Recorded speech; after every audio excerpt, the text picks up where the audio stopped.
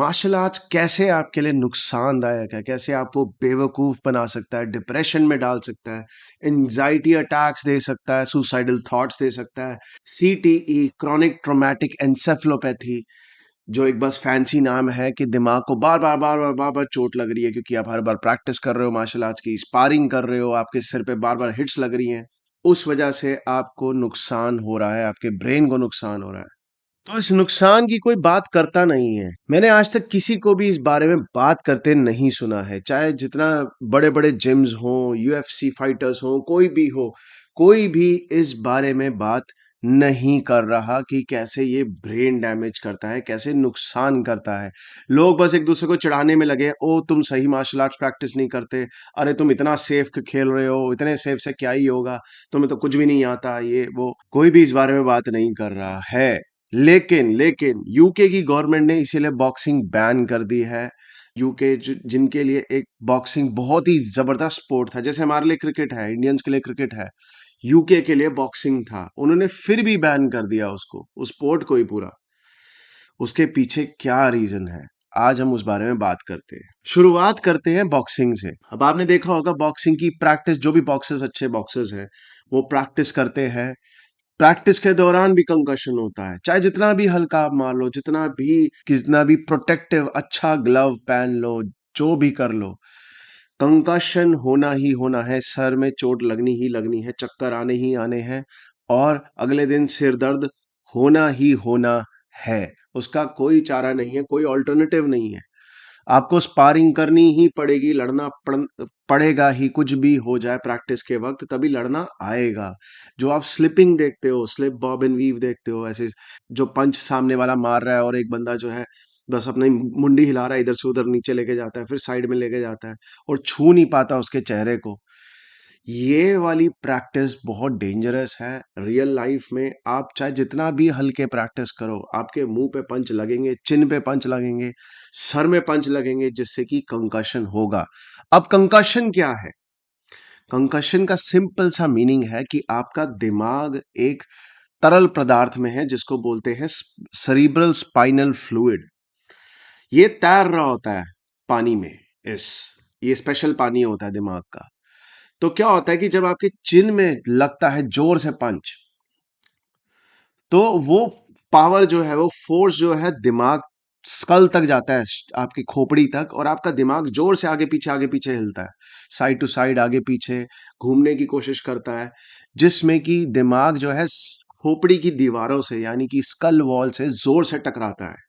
इतनी जोर से बार बार टकराता है जिससे कि दिमाग का एक डिफेंस रिस्पॉन्स होता है, ताकि शॉर्ट सर्किट ना हो, ताकि ज्यादा खराब ना हो, दिमाग क्या करता है, अपने आप को शट डाउन कर देता है, ऑफ कर देता है, जिससे कि बंदा नॉकआउट हो जाता है। अब चाहे प्रेशर, अगर प्रेशर ब्रेन स्टेम यानी कि वो जगह जहां से आप सांस लेते हो, जहां से दिल धड़कता है, ये सब है, अगर ज्यादा प्रेशर यहाँ पे पड़ जाए ब्रेन स्टेम पे तो इंसान की मौत हो जाती है, जैसे कि कुछ बॉक्सिंग मैचेस में हुई भी है, जिस वजह से ब्रिटेन ने बैन भी किया है बॉक्सिंग को। देखो ये बहुत ही खतरनाक खेल है, बहुत ही खतरनाक। Muay Thai, kickboxing, boxing, even wrestling में भी लगते हैं कंकशन, चाहे नीचे मैट है या नहीं है। मैट होने के, अच्छी क्वालिटी के मैट भी आप रखोगे तब भी सर पे प्रभाव आएगा, तब भी सर पे चोट लगेगी, कंकशन आएगा। अब कंकशन भी दो तरीके के होते हैं। एक होते हैं छोटे कंकशन, यानी कि छोटी चोट लगना, आपको हल्की हल्की चोट लग रही है, हल्का हल्का सा सर घूम रहा है, मीठा मीठा सा दर्द हो रहा है सर में, लेकिन कुछ खास नहीं हुआ, कुछ बड़ा नहीं हुआ, राइट। ये सबसे ज्यादा खतरनाक होते हैं क्योंकि ये पता नहीं लगते, छुपे हुए होते हैं। आपको एक बड़ा पंच पड़ा और एक जोर से सर सर हिला और नॉकआउट हो गए, आप बेहोश हो गए, वो तो साफ साफ दिख रहा है कि आपको सर पे चोट आई है। आप जाके अपना एमआरआई करा सकते हो, सीटी स्कैन कराओगे, ऑब्वियस सी बात है उसके बाद, और आप देखोगे आपको ब्रेन में कितना डैमेज हुआ है और आप उस हिसाब से इलाज कर सकते हो, अपना करवा सकते हो। ठीक है, आप फ्यूचर आने वाले स्ट्रोक्स से बच सकते हो। स्ट्रोक जो है दो तरीके के होते हैं, एक ब्रेन में क्लॉट जम जाता है और एक ब्रेन के सेल जब मर जाते हैं और उसमें से एक पदार्थ निकलता है ग्लूटामेट, जो कि और आसपास के न्यूरॉन्स को मारना शुरू करता है। बेसिकली आपका धीरे धीरे ब्रेन मरना शुरू हो जाता है, बहुत धीरे धीरे। उसको रोकने के लिए कुछ दवाइयां होती हैं, तो एमआरआई में पता लगता है। अब ये होता है बड़ी चोट पे, बड़े नॉकआउट पे।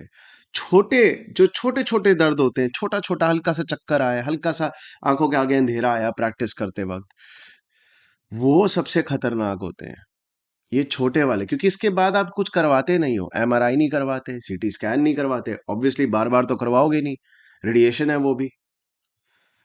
तो क्या होता है कि कई बारी छोटे छोटे बड़े सारे कल जब छोटे छोटे डैमेज हो जाते हैं, कलेक्शन ऑफ डैमेज बन जाते हैं, तो आपके दिमाग को ये बहुत बुरी तरीके से नुकसान पहुंचाते हैं। अब ये डिपेंड करता है कौन से भाग पे दिमाग के असर हो रहा है। मेमोरी वाले भाग पे, यानी कि जो कि हिप्पोकैम्पस एरिया है, थोड़ा सा पीछे की ओर होता है, ठीक है ना। आगे वाले दिमाग में फ्रंटल कोर्टेक्स, जहाँ से आप सोचने समझने की क्षमता, डिसीजन मेकिंग की क्षमता है, यानी कि आप अच्छे से प्लान आउट कर सको, वो सारी चीजें आपकी प्री फ्रंटल कोर्टेक्स पे होती हैं, यानी कि आगे माथे के साइड पे।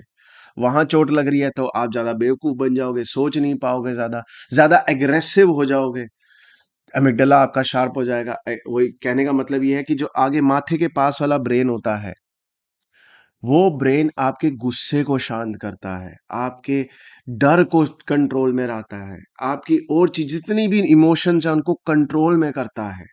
अगर आगे वाले दिमाग पे चोट लग रही है तो आपका गुस्सा बढ़ जाएगा, बेफालतू में बहुत ज्यादा हो जाएगा, आपका डर बढ़ जाएगा, आपकी और चीजें बढ़ जाएंगी, जितने भी इमोशंस हैं, आप सुसाइडल हो जाओगे। यहाँ तक भी बोला गया है कि लोग सुसाइडल हो जाते हैं सीटीई में। अगर आप जाके गूगल करो उसको, सीटीई, क्रॉनिक ट्रोमैटिक एंसेफलोपैथी, अगर आप इसको गूगल करो, सीटीई नॉर्मल करो, आपको समझ आ जाएगा। देखो, मैं उन भाइयों के लिए बोल रहा हूँ ये चीज, जो लोग प्रैक्टिस कर रहे हैं मन से, दिल से, सब कुछ कर रहे हैं, पूरी जान झोंक दे रहे हैं, लेकिन लेकिन इस चीज की उनको परवाह नहीं है, उनको पता नहीं है। तो ये पता होना बहुत जरूरी है। देखो, आप लोग नई रियल प्रैक्टिस करो, मार्शल आर्ट सब कुछ करो, रेसलिंग करो, किक बॉक्सिंग करो, मगर एक बात ध्यान रखो, अगर आप इसमें करियर नहीं बना रहे हो और अपना करियर आप कहीं और सोच रहे हो जिसमें दिमाग लगता है, तो भाई और बहनों ऐसा है, इसको त्याग दो। देखो, या तो इसको सेल्फ डिफेंस के लिए करो सिर्फ, जिसमें आपको दिमाग में चोटें ना लगे, आराम से करो। जुजित्सु, ग्राउंड फाइटिंग ज्यादा प्रैक्टिस करो जिसमें दिमाग में चोटें कम लगती हैं। या फिर अगर आप पूरी तरीके से कर ही रहे हो तो एमएमए की तैयारी करो, एमएमए फाइट लड़ो जाके, ठीक है। उसमें फिर भूल जाओ कितनी चोटें लग रही हैं, क्या लग रही है क्या, क्योंकि चोटें तो लगनी ही हैं दिमाग पे। अगर आप रियल फाइटिंग प्रैक्टिस करोगे तो दिमाग में चोटें लगनी ही हैं। Real fighting is all about hitting the brain, damaging the brain. एक असली फाइटर को अगर आपने रोकना है, सीखे हुए फाइटर को, तो आपको उसे ब्रेन डैमेज देना पड़ेगा। चाहे वो चोक करके ब्रेन डैमेज दो, चाहे वो हिट करके ब्रेन डैमेज दो, सर पे मार के, ठुड्डी पे मार के, जैसे भी ब्रेन डैमेज से ही रुकता है एक फाइटर, एक ट्रेन्ड फाइटर।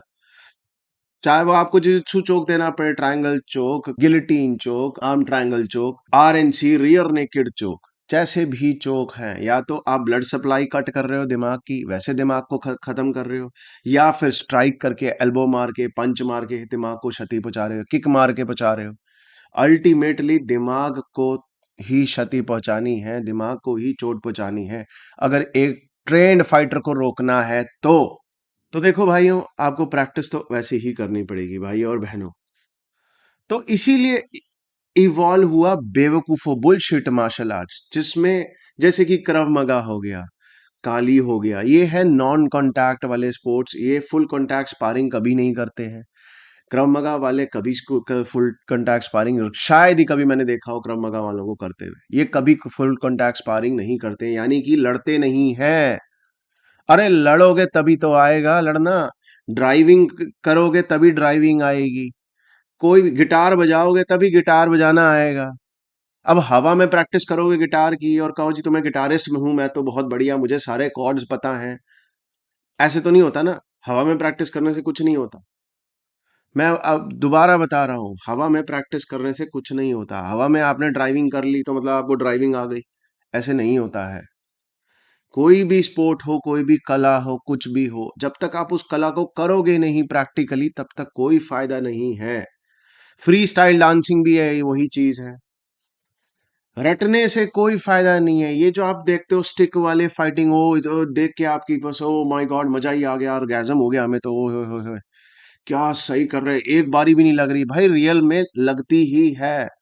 कोई भी ऐसा खलीफा पैदा नहीं हुआ, ये धुरंधर पैदा नहीं हुआ जिसको एक पंच भी ना लगे, एक बारी स्टिक भी ना लगे स्टिक फाइटिंग प्रैक्टिस में, एक बारी नाइफ ना लगे नाइफ फाइटिंग पर प्रैक्टिस में, हल्का सा भी टच ना हो। ऐसा नहीं होता है रियल जिंदगी में। जाग जाओ मोहन प्यारे। भाइयों सिंपल सा है, बात है, ये जो आप देखते हो मैजिक शो, ये मैजिक शो है, मैजिक शो, ये ड्रिल है, इनको ऑलरेडी पता है कहाँ से आ रहा है नाइफ, कैसे, ये 1000 बार इसको कर चुके हैं इसी तरीके से। ठीक है, डांस की तरह रट चुके हैं, रट्टाफिकेशन। दो टाइप के स्टूडेंट होते हैं ना, एक रट लेते हैं और एक समझते हैं चीजों को। ये रट्टू तोते हैं। इनको अगर दूसरे हल्के से भी इससे डेविएट हो गए, इनको हल्का सा भी दूसरे एंगल से मार दिया, इनको समझ नहीं आएगा क्या करना है। ये सब रट्टू तोते हैं। रटने का कोई फायदा नहीं है। कला को सीखना होता है, रटना नहीं। रटने से कलाकार नहीं बनते, सीखने से बनते हैं।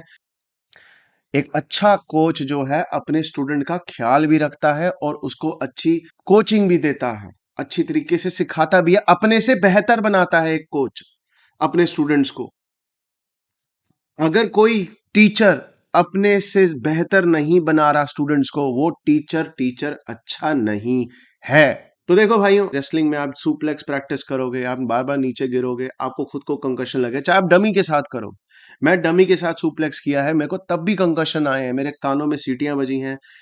उसका नाम है टिनिटस। जो आपके कान में कॉन्टिन्यूसली सीटी बजती रहेगी क्योंकि कुछ ना कुछ गड़बड़ हो गई। कोकलिया, कान में एक चीज होती है कोकलिया, वो हिल गया, या फिर ब्रेन में कोई ऐसी जगह लग गई, ऑडिटरी कोर्टेक्स यानी कि सुनने की क्षमता वाली जगह पे, जहाँ पे सुनना प्रोसेसिंग होता है, कि जो आप सुन रहे हो उसका मतलब क्या है, या सुन रहे हो वो आवाज कैसे आपके दिमाग में प्रोसेस हो रही है।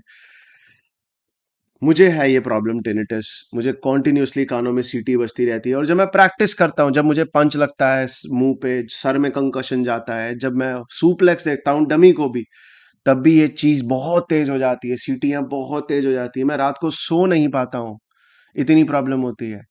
देखो भाइयों, इसके साथ प्रॉब्लम्स हैं, प्रॉब्लम्स हैं।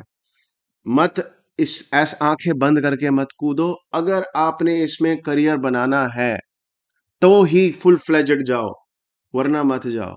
वरना सिर्फ सेल्फ डिफेंस के लिए सीखो, हल्के फुल्के पंचेस सीख लो, बैग ले लो, अपनी शिन कंडीशनिंग कर लो अच्छे से, अपनी लातों को कंडीशन कर लो अच्छे से, लाते मारो उस पे। ठीक है, अलग अलग स्टाइल से लाते मारो बैग पे, और जुजित्सु ग्राउंड फाइटिंग, हल्की फुल्की रेसलिंग और ग्राउंड फाइटिंग प्रैक्टिस कर लो। आपका काम हो गया सेल्फ डिफेंस के लिए, आप लड़ लोगे सड़क पे 3-4 लौंडों से भी, हो गया आपका काम। इससे ज्यादा की आपको जरूरत नहीं है, बिल्कुल भी नहीं है।